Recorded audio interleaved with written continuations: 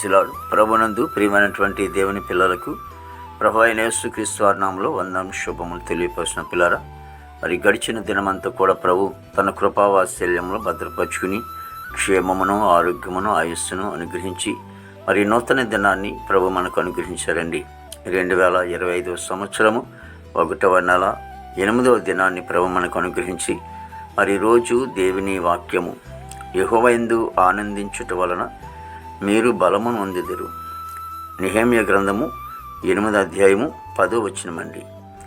ప్రియర, వాక్యము నమ్మదగినది, పూర్ణాంగీకరణకు యోగ్యమైనది. దేవుని వాక్యం ద్వారా మరి నెహెమ్యా భక్తుడి ద్వారా మాట్లాడుతున్న విషయం ఏంటంటే, ఎవరైతే దేవుని యందు ఆనందిస్తూ ఉంటారో వారికి బలము, అందుకే లేఖనం సెలవిస్తూ ఉంది, మరి యెహోవా కొరకు ఎదురు చూసేవారు కూడా నూతన బలాన్ని పొందుతారంట. కానీ ఆనందం అనేది దేవునిలో ఉండటం ద్వారా ఆనందం ఉంటుంది. పిల్లరా, మరి భక్తి అయినటువంటి హబక్కూకు కూడా అంటాడు, ఏమున్నా లేకపోయినా దేవుని యందు ఆనందమని. పిల్లరా, కాబట్టి దేవాది దేవుడు, మహోన్నతుడి దేవుడు ఈ గొప్పతనము, ఈ గొప్ప ఆశీర్వాదాన్ని ప్రభు మనకు అనుగ్రహించారండి. మరి బలము కావాలి. ఈ లోకంలో చాలామంది బలవంతులు ఉన్నారు, వాళ్ళ బలం అంతంత వరకే ఉంటుంది. కానీ దేవుని యందు ఉన్నటువంటి వారికి గొప్ప బలము, గొప్ప ఆశీర్వాదము ఉంటుందని. ఆ బలం ఎంతవరకు ఉంటుందంటే మరి శాశ్వతం వరకు కూడా ఉంటుంది బలం. గొప్ప బలం వారు పొందుకుంటారని లేఖనం సెలవిస్తూ ఉంది. మరి అట్టి బలమును, అట్టి ఆనందాన్ని ప్రభువులో మరి అనుభవించాలని భక్తులు రాస్తున్నట్లుగా మరి దేవుని యందు మనం ఆనందిందాం.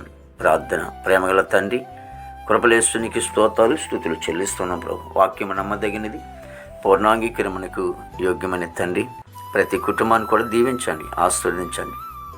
దేవా, మా భారతదేశాన్ని మీరు ఆశ్రయించండి, దీవించండి. నాయకులు మంచివారితో నింపండి, అధికారులు మంచివారితో నింపండి తండ్రి. దేవాదిగో తండ్రి, చక్కటి పరిపాలన చేయడానికి తగిన జ్ఞానము, ఆలోచన మీరు ఇవ్వండి. యవన బిడ్డలందరిని బట్టి ప్రార్థిస్తూ ఉన్నాం మీకు వందనాలు. వారు చెడు అలవాట్ల నుంచి వేసినప్పుడు కొట్టివేసి మీ బలమైన రెక్కల చోట్ల భద్రపరిచి నీతి మార్గంలో వారిని నడిపించండి. దేవానికి స్తోత్రాలు చెల్లిస్తున్నాం ప్రభు. మరి ఉద్యోగస్తులందరూ కూడా మంచి వర్గంతో నింపండి. రాకపోకలు మీ తోడు సహాయించండి. విదేశంలో బిడ్డలందరూ కూడా మంచి వంతు నింపండి. స్కూల్కి వెళ్ళే బిడ్డలు ప్రభు ఉన్నారు తండ్రి, వారు రాకపోకలు మీ తోడుగా తండ్రి. వారి ఉన్నతమైన స్థితిలో విద్యలో చేసుకుంటే కృపదయచేయండి తండ్రి. ప్రభు చక్కగా చదువుకుని వాళ్ళు ప్రయోజకులు కృపదయచేయండి నాయన తండ్రి. చేస్తే ప్రతి కుటుంబానికి గొత్తండి.